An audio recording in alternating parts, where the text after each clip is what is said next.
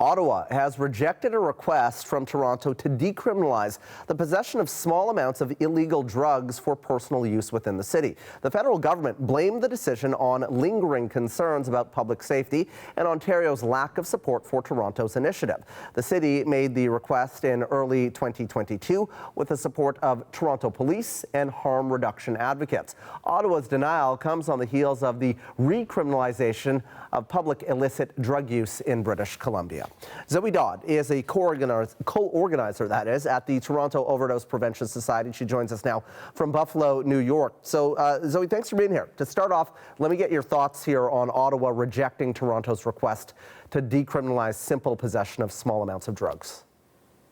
I mean, this move is quite political. The government has had 2 years to make the decision to honor the request from Toronto. This was a Toronto model that many organizations and doctors and healthcare providers and harm reduction workers and people who use drugs and the Toronto police were a part of. This is just a political maneuver by the Ontario government, who have not taken the overdose crisis seriously since they came to office. What would decriminalize, from a public health standpoint, why would decriminalizing small amounts of illicit drugs be the right approach, in your opinion? Well, yeah, I mean, first of all, police already say that they do not arrest people for small amounts of drugs. I think that the problem that we are facing is that we're talking about homeless people, and this type of rage farming and misinformation that's been out there has a lot more to do with homelessness than anything else. People can't afford to live in this country. The housing crisis is all across the country. So it's not going to solve the housing crisis, and it won't solve the toxic drug death crisis. But what it will do is stop criminalizing people so that people feel, they're not in and out of the court system. They're not in jails. They're not increasing their risk. And the stigma and discrimination is lessened so people feel more comfortable accessing services that they need. Criminalization has created the toxic drug death crisis that we're in, and no government has taken it seriously. They're all playing politics with people's lives right now. Let me read you what Minister of Mental Health and Addictions, Yara Sachs, had to say. She determined that Toronto's request to decriminalize drugs does not adequately protect public health and maintain public safety. Would you agree with the minister's remarks? And what would you say to the minister in terms of, that statement?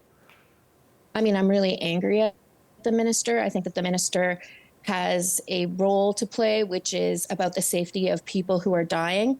We had 10,000 people die in this country over the last 4 years. That is so many people. Many people have died since the Liberal government was in office. They have not taken this crisis seriously. And for them to say that, to be like, we didn't take into consideration, I mean, the police chief was at the table. So how has public safety not been taken into consideration? And what about the public safety of the people that are dying, our loved ones, our family members, our community members? I mean, this to me is just, the Liberal government was waiting to see what the political climate was, and then they pulled out as soon as it got hot and became an election issue because they're down in the polls. So this news comes shortly after Ontario Premier Doug Ford sent a letter to the federal government to pause the approval of safe supply sites and review the ones that already exist. What do you make of the provincial government sending that letter to the feds?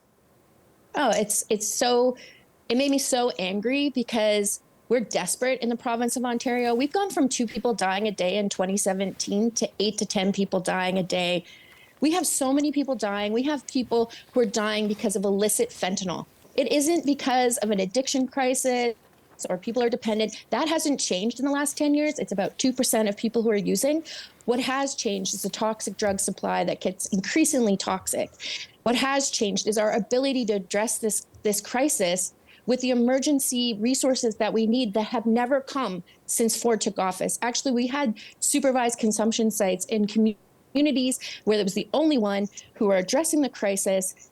They closed them. They did not fund Windsor and Sudbury March 31st. They could have used healthcare dollars. We're in an emergency, and nobody seems to understand that. What they are doing is playing politics and fear-mongering fear-mongering and spreading misinformation. We need pragmatic approaches, and we can't. Criminalization is what got us here. Criminalization has to end. So you know, as you say, this has become very political. It's become very fraught, and you know, there are some that will point to crime, and you look at Vancouver's downtown east side, and you know what they are dealing with in terms of you know a housing crisis and things like that, and say this is the fault of you know legalizing drugs. BC is backtracking, but let me ask you. Yeah. So what's your response to those people, and how, in this climate, do you strip the politics out of this issue? Politicians have always interfered with this issue because we're talking about a structure and a system that's been in place since the Indian Act in 1867. That act was first the prohibition of alcohol to Indigenous people. Then in 1908, it targeted Chinese laborers, and it was all rooted in racism. It is in the best interest of the state and people who are lawyers and judges and police to keep criminalization, the war on drugs. Mm-hmm. And we know it has to end. It has to end. It has had huge consequences for communities, and we could use those dollars back into our communities. We could house people. We could help flourish our communities if they weren't overly criminalized, if they weren't overly targeted. The housing crisis in Vancouver is because of poverty. A lot of the people on the streets are Indigenous because of colonization. There are root causes. What the hell does that have to do with decriminalization? It doesn't. We were talking about removing the police from people's lives, and the possession charges for under 2.5 grams went down by 30%. That is a success. And it may not seem like a success in conservatives' minds, like the ones who are rage farming, but they actually don't care about conservative voters either, because their family members, their loved ones are also dying. This is politics. They're playing political football with people's lives, and our crisis is only going to escalate.